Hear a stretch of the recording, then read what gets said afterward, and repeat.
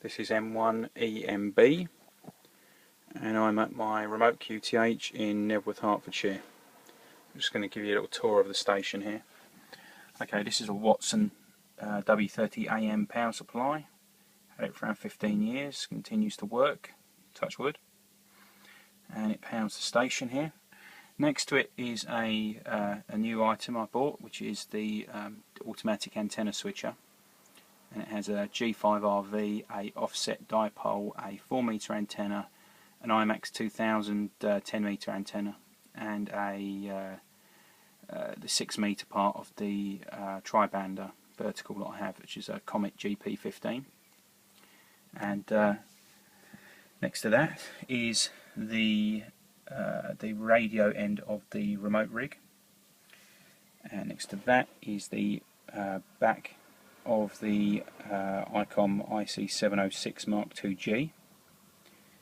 Next to that is the IT-100 LDG auto tuner, which with the supplied cable, it's built for the ICOM. With the supplied cable, you just press the tune button on the front of the radio, so it's perfect for this situation.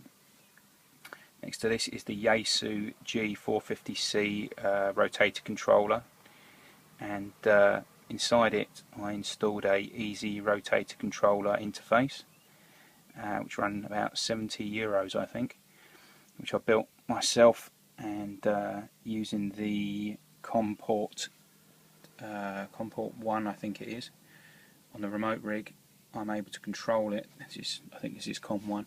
I'm able to control it using Ham Radio Deluxe at my home QTH in Florida over the internet. And at the back of the RemoteRig there on COM port 2 is the ICOM CT17 capped interface, which allows me to change when I change bands on the ICOM. It will automatically switch the antenna to the band I want. So rather than having to manually change each antenna for wherever I go, it does it for me automatically, which is wonderful, because doing it manually I think would get old quite fast. So that's good.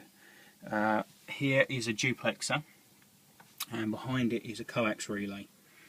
Now, using the I/O port on the RemoteRig, I have it allows you to switch the coax relay on and off, and I have a Moonraker 270 beam, a Yagi beam, into one port on it. On the other port, I have the tri-band GP15, and which is a Comet.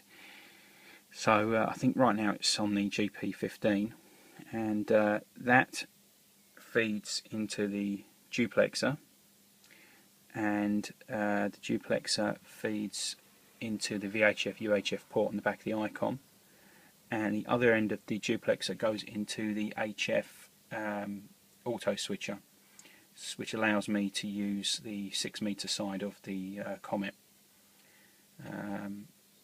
So I think that's about it as far as the station goes. It's taken a while to put together. Been climbing trees, putting G5RVs up, and it seems to have paid off. So if there's any questions or anything I can help with, my email address is stuart@m1emb.com, or you can send me a message via YouTube or whatever. Okay, 73s.